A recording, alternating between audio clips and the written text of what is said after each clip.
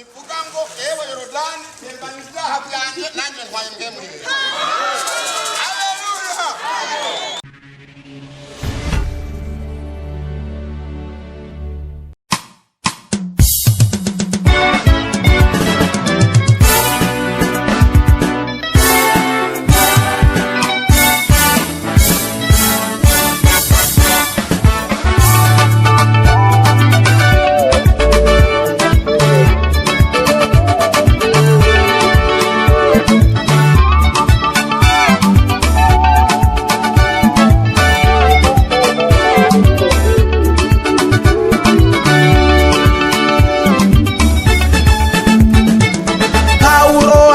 Kizinga chitwa Amerika, abanyamahanga bade bagura batanu umuriro, inzoka iva mu muriro iramukomora, abade baguzi babonye iyo nzoka, yene na kukuboko kwiwe baravugana, bati uyu muntu ntabura gupfa, ariko akumumurira iyo nzoka mu muriro iyagira icaba, babade baguzi barindira kwa vyimba canke kwa bukumbi, babonye kwa tacabaye barahindura imvugo, baravuga bati n'Imana.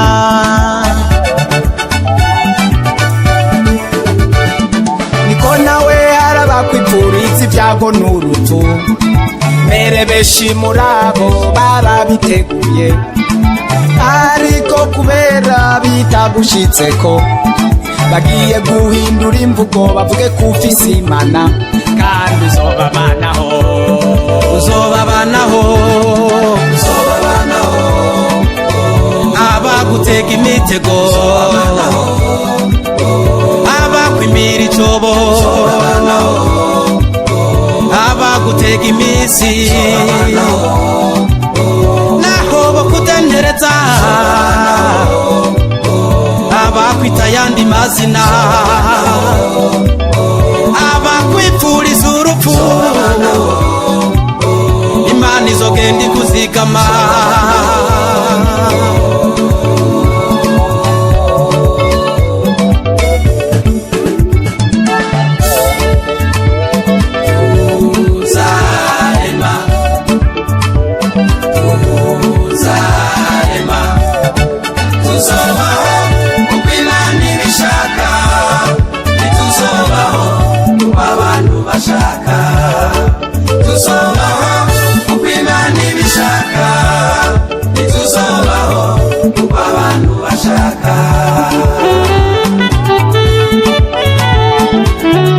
Utagusubya gusenga ntukamutinye,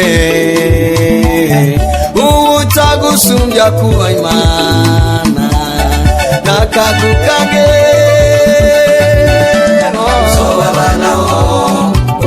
abagusuzuguye abagenda bakwanka, abaguhekenyera amenyo bagenda barahiga, ugendana bagenda baranyikwa,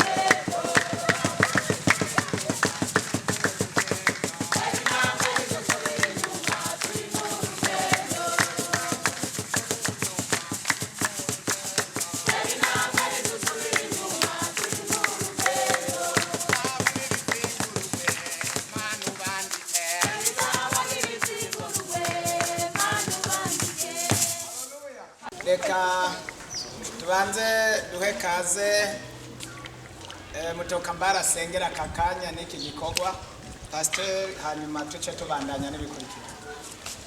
Imana y'ubutware n'ubushobozi, Imana itandukanye n'ibigirwamana, Imana twabonye ku murango no mwijoro, turagushimiye kuri uno mugambi wawe ushikije kuri mission wadutumye kuri ino si yo guhindura abantu kuba bigishwa bawe mu izina rya Kristo Yesu.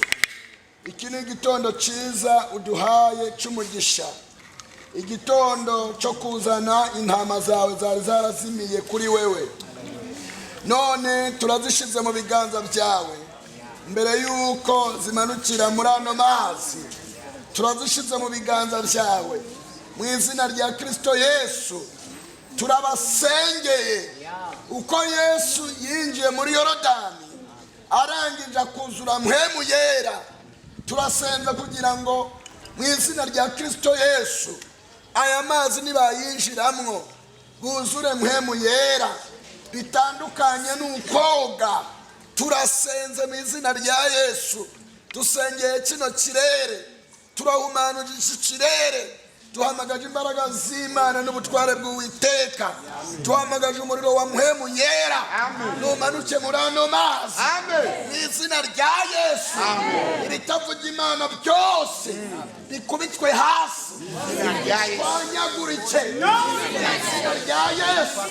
Duhamagaje Imana Data, duhamagaje umwana wayo, duhamagaje mpwemu yera namanuke muri kino kibanza. Bihumanye byose turabihumanuje mu izina rya Yesu. Ibitavuga Imana byose na kino kibanza turabikuyeho, turekeje iki kibanza, tugihamagariyemo amaraso. Iki kibanza turatejeje mu izina rya Yesu. Ugiye kubatirizwa aha wese ntazasubira inyuma, azakomeze, ahubwo nawe azazane benshi kuri Kristo mu izina rya Yesu. Tubisenze mu izina ry'Imana Data, mpwemu yera, umwana w'Imana, dukomye amashyi dushima izina ryawe. Amen. Reka duhe kaze Pastor George, Imana yamuduhaye muri iyi minsi.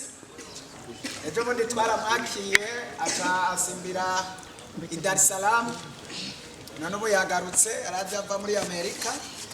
Ubu rero turi kumwe kugira ngo dufatikanye iki gikorwa. Reka tumuhe kaze adusomere imirongo y'ijambo ry'Imana twishimikiza imbere yuko tubatiza. Kaze Yesu amuhe umugisha mwiza. Haleluya. Amen. Yesu ashimwe cyane. Amen. Yesu ashimwe cyane. Amen. Ndabise Bibiliya y'ikirundi ashe kumfasha cyane asome mu kirundi. Hari ufise Bibiliya ngaho? Musomere. Tuje gukora umurimo wa Kristo. Haleluya. Amen. Haleluya. Amen. Yesu baramubajije aravuga ngo nutabatizwa mu mazi menshi, yemeye kubatizwa ngo kugira giriki ashitse kugororoka. Force. Hari ikintu ukwiye gukora iyo umaze gukizwa.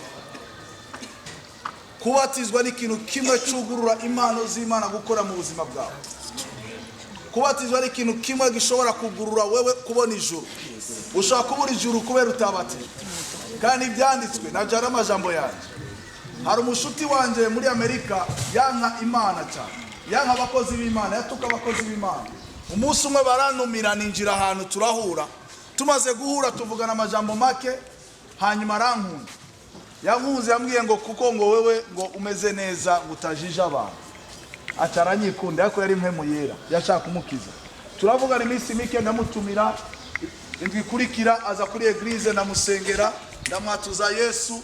Haci iminsi mike nk'indwi nka zitatu atangura kumpamagara ati pastor numva ashaka gukizwa. Muriko murumva icyo Imana ikora. Turamutsengera ati numa ashaka kubatizwa. Turamusengera arabatizwa.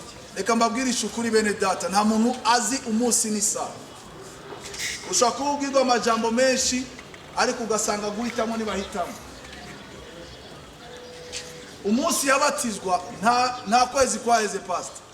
twari twagiye muri mariage y'umugenzi wacu tuvugana neza atiko turategura mbya ngo jenzo oherekeza guherekeza mu gikorane tuzojana yatashe muhira ntiyavyutse kandi ataragwaye. Ndababwira Imana ikiza, Imana ifitiye umugambi, ishaka ko ukizwa kubera shetani ashaka ko ugira iki urimbuka. Ariko wahisemo neza kuvuga ngo ndaje kubatizwa. Aya mazi mubona barayogamo. Nanje nkunda koga, ndashaka koga nk'urusamari. Ariko iyo hageze umubatizo ntabara aya mazi. Ndashaka dusoberera ijambo ryo muri Petero wa mbere. Bayisomere muhumve. Petero wa mbere igice cya 3:21. Musomye Bibiliya dusomere neza cyane. Aya ni amazi, iyo tuyaravye ni amazi. Ariko muri uyu mwanya igikorwa tugiye kuhakorera ni igikorwa gikomeye cyane. Nizera ko nuva muri aya mazi hari izindi mpano muri wewe zuguruka. Nizera ko nuva muri aya mazi mwe muhera akugenderera. Nizera ko nuva muri aya mazi hari indi ntambwe uza gukurikira kandi impano z'Imana zitangura kuguruka. Kubera iki uzoba ukwije ukugororoka kose. Haleluya. Haleluya. Ubyizere uze mu mazi wizeye mu mutima. Uvuga ngo mwami ngiye gutera ikirenge mu cya Kristo. Ninamara kuva muri aya mazi impano ziri muri jewe. Bibiliya ngo dufise imana 9. Izo mana 9 zugurugwa n'amasengesho no kwiyeza no gushitsa ukugororoka kwa Kristo. Kose. Haleluya. Niba dusomere aravuga ngo 2:1. Ayo ni yabakiza aya mazi. Ayo ni yabakiza namwe. Ubu mu buryo bw'ikigereranyo cyo kubatizwa. Ubu mu buryo bw'ikigereranyo cyo kubatizwa.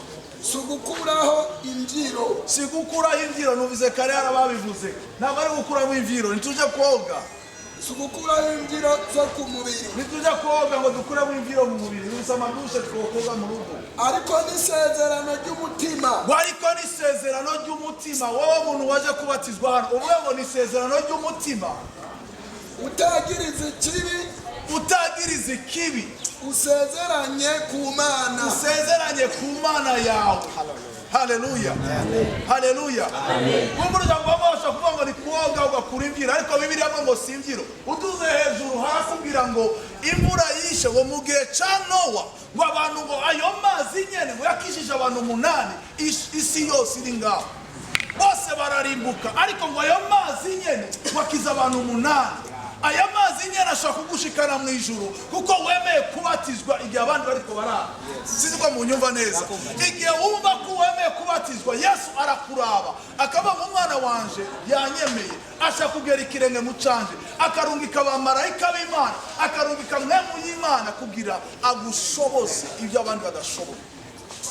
Abakirisha kuzuka kwa Yesu Kristo umvesha ari buryo bw'Imana kuko yagiye mu ijuru amaze guhabwa gutwara abamarayika n'abanyabubasha n'abanyabushobozi. Imana kuwesagiye. Ibyakoze ni n'umwa 2 umurongo wa 38 aravuga ngo Petero arabishura ati umve reka dutabara kuri 37 ugira ubyumve neza. Ngo bumvise ibyo bibacumita mu mitima babaza Petero n'izindi ntumwa bati bagabo bene data mbega tugiriye dute. Ubise umutima wabo ngo Mana ngoriki mbega nokoriki muri uyu mwanya. Umuko Petero yabishuye ngo Petero arabishura ati ni mwihane icambere nimugiriki ni mwihane mutegura imitima yawe. Icakabiri umuntu wese muri mwebwe abatizwe mu izina rya Yesu Kristo. Hari intambuko ya mbere wakiriye urakizwa. Wakira Yesu uri mu rugendo rwo kwihana. Ubu rero hageze umwanya wo kuvuga iki kubatizwa. Ntiyayejeje ngaho ngo mubone guharigwa iki ibyaha byanyu ngo kandi muzohabwa ingabire ngo ariyo mwemu yera. nizera ngo niwava muri aya mazi mpemu yera kugendere. Nibuka mu 2024 nagiye Makamba ngenda nacera shika isaha y'umugoroba, ariko navuga abantu baravuga ngo utegeza kutubatiza. Nabatije abantu iryo joro, hari umudamu yavuye mu mazi avuga mu ndimi, tumutwara muhira avuga mu ndimi. Twaduse overnight prayer night, amasengesho y'ijoro, amakesha, tugira amakesha nawe ari mu ndimi. Turari mu kurangiza amakesha niyo yabyutse, turamusengera. Uyu munsi tuvugana n'umuhanuzi akomeye cyane. Ndashaka utegura umutima wawe. Amen. Ntubatije kuko hari uzi mu muryango wawe yabatije. Ntubatije kuko wumva ko bakubwiye kubatizwa, ariko ubatije kuko uvuga mu Mana ndashaka kugira ikirenge mu cyaha. Ndazi mpemu yera arakugendera, ndazi mpemu yera ari bugukore ko, kandi ubuzima bwawe ni usigara uko bwari bumeze mu izina rya Yesu. Amen. Haleluya. Witegure, hanyuma babasengeye, turaduje ishimwe, dusenga, ngiye gusenga, duduje ishimwe, hanyuma dukomeze gahunda. Dukomeze gahunda, Imana ibambere umugisha. Amen.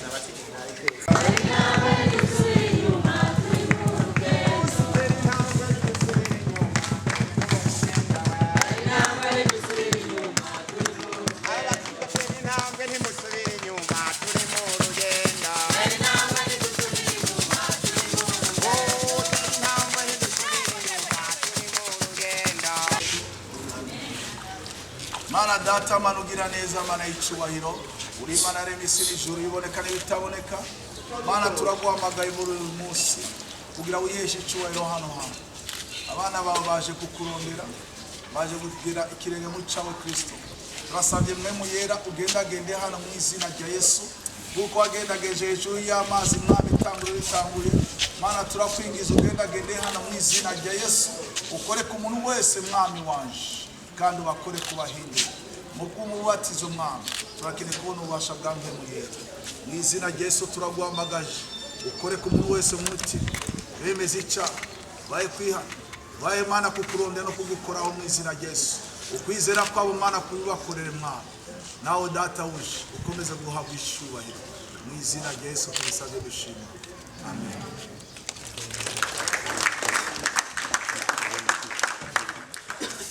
Ibitabo n'ibizingurwe Mana ubandike.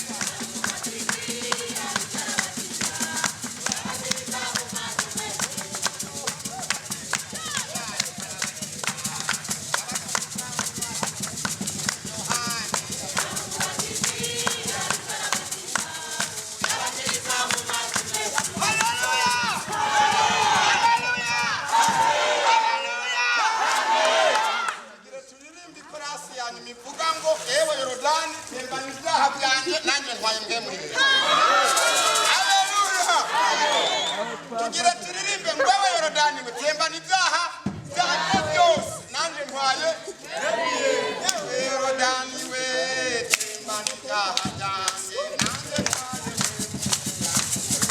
ntwaye yorodani we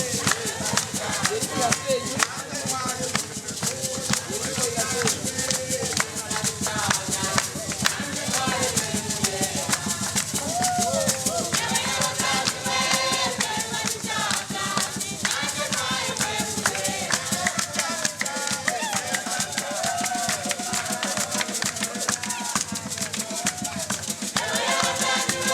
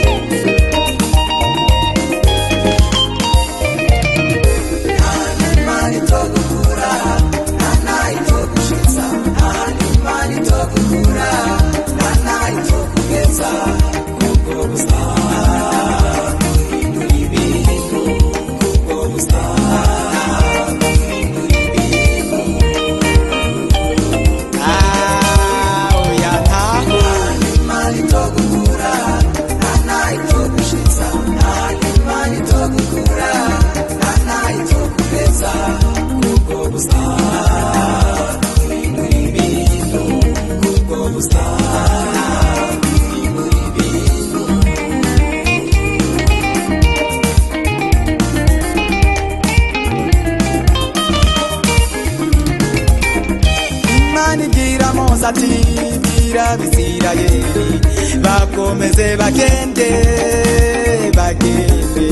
naho mutabona inzira imbere hari inyanja inyuma hari Farawo ariko Imana iti komeza mugende komeza mugende reka kuraba abantu bagucinege abantu barakwihebuza abantu barakuvuga abantu nabaguhamba mu cyobo ariko Imana ishoboye kugutabara ariko Imana ishoboye kugutabara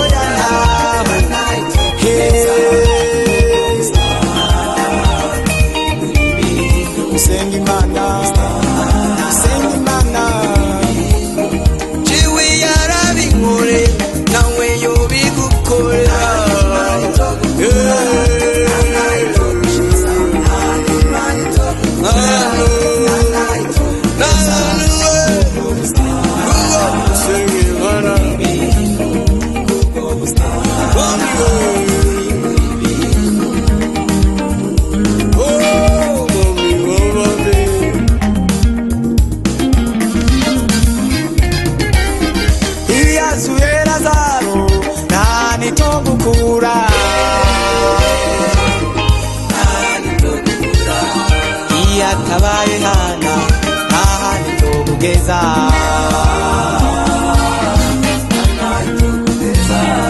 iya kuyezefu mwibohero nawe abantu bakumusi Imana ikaguha imyaka iyo nitora batawe kabasubiza ijambo nifisi ijambo rya nyuma ku buzima bwawe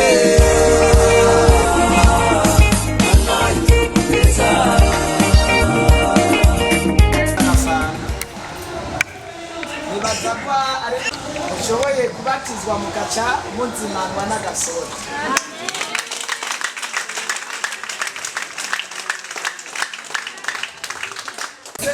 muriko murababona bisiguriye n'ibindi mugiye kubona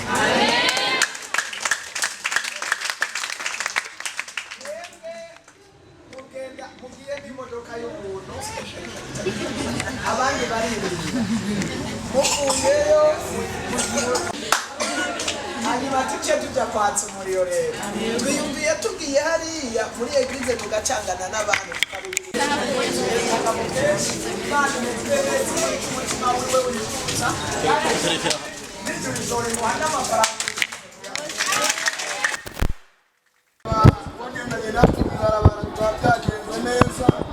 tukaba twongeye gushika ahangaha amahoro rero mu izina rya Yesu iki kinyobwa tugiye kwihereza cy'ikimenyetso kigaragaza ko hari ibyiza uri gutegura imbere mugihezagire uhezagire n'ugitanze mu izina rya Kristo Yesu mufuko tubikorera abandi mu izina rya Kristo Yesu amen amen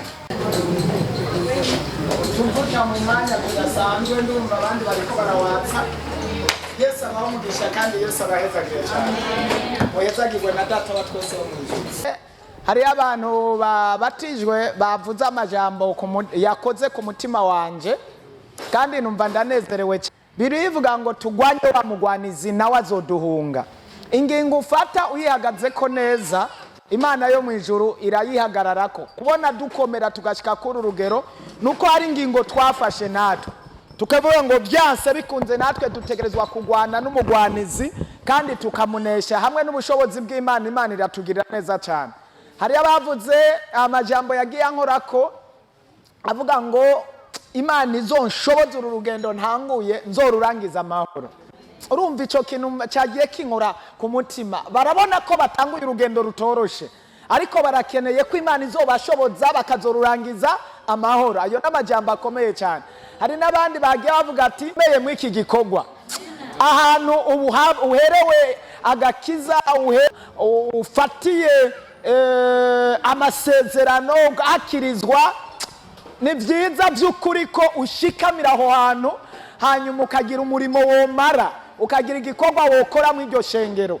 Abagiye bavuga ayo majambo nagiye numva umenga barankoze ko nabo bagiye bavuga ati ahantu mboneyemo agakiza ndagomba kuhashikamira, ndagomba kuhabandaniriza, ndagomba gukorera Imana aha hantu. N'ikintu gikwa abantu usanga bafise ubuzima bwo kuyerera, nk'uko Mutokambare yagiye abivuga, usanga bafise ubuzima bwo kuyerera, bava bahamwe baje ahandi birukanga, bumva ngo hari bikoretse biruka, rimwe na rimwe ugasanga bariko barahura n'ingorane zo kuyoba zo guhendwa n'abantu.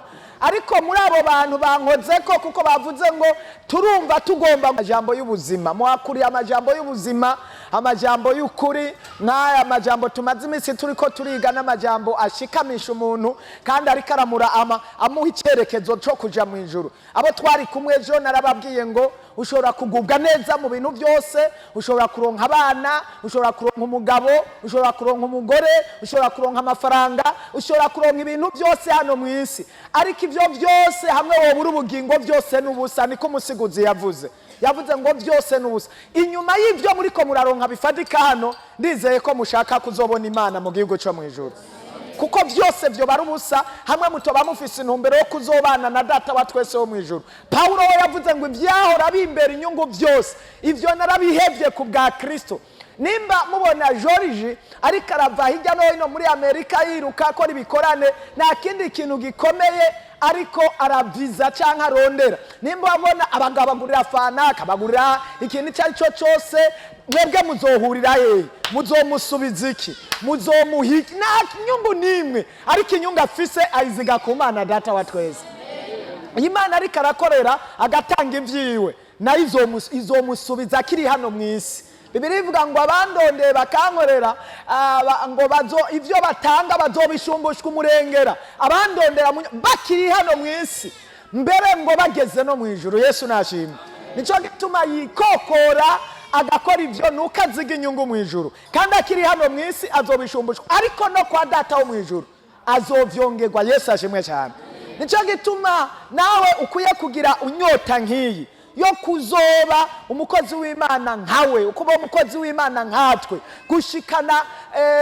gushika mu ijuru ni ntumbero ikomeye cyane. Nico nifuza mu buzima bwanje. Igituma mubona turara amaso, turara twicaye, tuhagarika dushoboye gushikana intama z'Imana mu bwiza bw'Imana, nta kindi tuviza. Amafaranga yoyo naho twoyaronka arahera, arasigwa.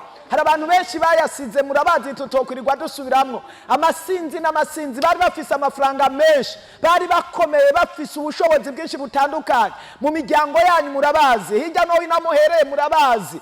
Ariko ibyo byose turagomba inyuma y'ibi, kandi amafaranga turayakeneye ni meza, ariko kandi siyo dushize ku mutima cyane, ariko tusize umutima kuzogira iherezo ryiza, iherezo ry'abana b'Imana. Kuko twaranabonye mu nyigisho ya hirya y'ejo ko ibindi byose iyo dufatanye n'Imana tukumvira Imana bica bidukurikira. Yesu nashimwe. Bica bidukurikira. Imana ifashe kubaho byose ni byiza, ndabibasabira, ariko icyo nifuza mu mutima wanje ndagomba ko muzogira iherezo ry'abana b'Imana. Iryo ni ryo sengesho ryanje. Ndagomba Imana idutabara kuri mwebwe mubatijwe, kuri mwebwe muri abaririmbyi, kuri mwebwe muri hano, kuri mwebwe dukoraniye hano.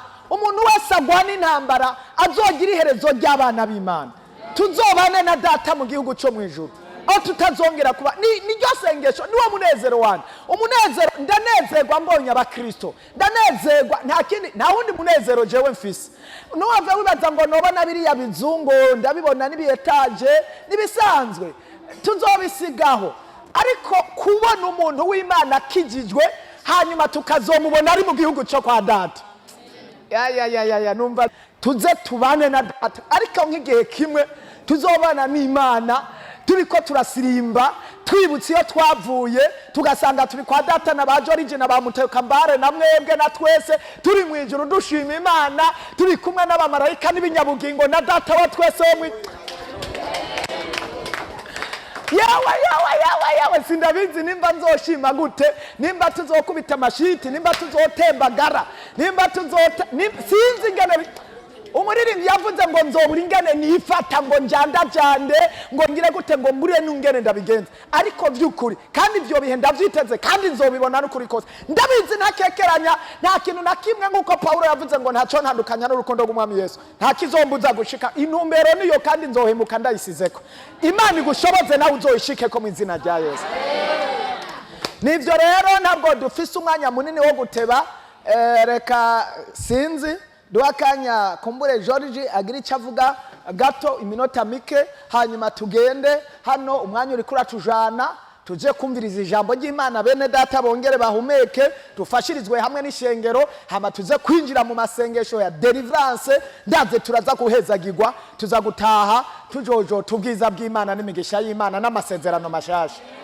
Kandi ndagomba ndakubwire hano rero urugero mugezeko mwebwe muri connection muri connection nene cyane. Kubwa mbere muri zero, ubwa kabiri mwihanye mwatunganye, ubwa gatatu ubu muri abantu muri ahantu hari connection. Nukuvuga ngo ikintu cyose mwochakira no munsi mwogicakira. Ikintu cyo uyu mufise connection uyu basha network imeze neza iri total. Muri connection no kuri kose. Reka duhekaze mukozi w'Imana cyane. Sinza kubatevya ariko ari ikintu nshaka kubabwira. Nashaka kubabwira ko Yesu arabakunda. Yesu arabakunda cyane. Sino babwira amajambo menshi ariko kimwe gusa ni kubabwira ngo muragapfuka mufira mu Mana. Abandi bavumana bije mbavumye neza, murakipfira mu Mana kugira tuzohure wa munsi. Imana ishimwe cyane. Ni mwakumvisa iyo mukumva muri kuvuga mena cyane. Haleluya. Kuko niryo banga ryo nico tugwanira. Jewe pastor twaravuganye nariko nagiye gutegura ibikorane ikizoba muri Tanzania, twagumye tuvugana na pastor hanyuma ngiye kugaruka nsanga imisi yameranye nari gusubira inyuma kwa mbere, hanyuma cyandagenda guhindura itiki sinaravye amahera nza kuriha kandi ariko naravye mwebwe muri ngaho kugira dushobore kuba turi kumwe uyu munsi. Nukuri mwahisemo neza, nicyo cyatumye nanje nemera gutanga icyo mvise nkahindura itike nubwo banca menshi sinabiraba, ariko navuga ngo tubane. Rero icyo ngiye kubasabira ndabasabira ngo Imana ibashoboze mushike kure mugumane uwo mutima wo kurondera Imana, kuko urazi ijambo ry'Imana rivuga ngo nkunda bankunda ngo kandi abandondera ubudahumeka bazombona. Sinkekeranya muzobona Imana. Muzobona Imana mu gihugu cyanyu, muzobona Imana mu mahanga, muzobona Imana mu muryango, muzobona Imana mu kazi, muzobona Imana aho muherereye hose. Ikintu mukoze ni isezerano rikomeye, nk'uko Papa Stella avuze ngo mwebwe ubu muri connect. Ubu Saint Esprit atembere no muri gisagara cyo muri Jabe ararokaliza ahantu hose muri. Ni sinye mushize ku buzima bwanyu. Mbese ni nko kuvuga je namavuga ngo ni nko gufata ema iyo ufashe isumako kayishira munsi yiki canke y'ahantu y'icuma ucishije agafuniko karagenda kagakurikira ya sumako. So nuko mubikoze mwe muyera azorakurikira abuzujwe n'amaraso ya Yesu n'ababatije mu mazi menshi. Rero aho umugisha sindabarandiriye ari gico mbasavye n'ikintu kimwe. Dufise umugambi wo kumenya ko isi yose yakiriye nde, aho uherereye urafise akazi sika pastor gusa. Wewe fata umuntu mutumire nivyana kunanda kuvuga ubutumwa, wowe tumira ubati merekeza. Je ndavyibuka naho rangenda nkatumira abagenzi banje bacambira ngo none uraduha icupa, ngo musora duha icupa ni muri weekend dimanche nejo nkaraba nkaba je na cupa ndaguha ariko nafise 5000 nkagenda nkabanzi ko nkaba 5000 yanje zoyisubiza nutazi. None uwo munsi bose barakijijwe. Hari inzira nyinshi ushobora gukoresha uzana abantu kuri Kristo. nabo twiganye muri segonderi ndagize hirya y'ejo twarahuye ahantu ndabatumira turasangira muri bose ubu bemeye ko ndi bubasengere bose n'abadakijijwe n'abayisilamu bose bazoza kwa mbere turi kumwe ndabasengera muriko murumva gira icyo ukoze ku bwami bw'Imana batarinze kugusuguma kuko mwe muyera izogusuguma wamaze kubatizwa kandi mwe muyera n'uwitege hanyuma izo mpano kurya bibiri vuga ngo 9 ziba ziri umwana w'umuntu uyu munsi nyene niho zitanguye kuguruka mutangure musenge ushaka kubona impano yo gukiza abagwa yo guhanura yo kubohora byose ziri muri wewe zari zisinziriye ariko aya mazi agiye kugira iki arayuguruye mwe muyera ni amara kukuzako azora kwigisha ibyo udashoboye ngo ni watu nirimi niho tutonisha kandi wadusengera azogusengera azokugisha ingene usenga kandi impano zari zisinziriye zizotangura kugira iki kuguruka icyo musabye gusa winjire mu masengesho ushoboye kwisonzesha wisonzeshe hanyuma umenye ingene usome Bibiliya cyane kugira ugire urufatiro Imana ibamere umugisha ndabakunda cyane. Reka rero umuruze tugende mu bindi bikurikira kugira ngo tuze kubandanya twumvira ubwiza bw'Imana hano hirya twumva ijambo ry'Imana hanyuma tubandanye n'ibikurikira. Yesu abaho umugisha. Mana turagushimiye dusabira umugisha uyu mwene data ku gikorwa akoze dusabiye umugisha nababene data bumviye akamo bakabaha ahantu kuko umuntu arashobora kugira ibintu mugabo akabura ababijya kandi umuntu arashobora kugira ibintu mugabo akabura bamugendera. None rero turasabye umugisha uboneke ku muntu wese yageze hano yobu utanze yobu wakiye aba bose mwami kubw'imitima bagize yo kuba hano baroranigwe umwanya tugiye kubamwo mwami wo muri eglise tubone ikiganza ciza c'Imana. Urakoze icubahiro kibica w'amashimwe aba yawe no ku munsi wejo tuze tubone igitangaza kidasanzwe mbere umuntu wese agira inyota yo gutumira ku munsi wejo aze yaboneke abantu benshi cyane uko turi hano umuntu akora ikikogwa kandi uzokimuhembere mu izina ry'umwami wacu Yesu amen. Asante.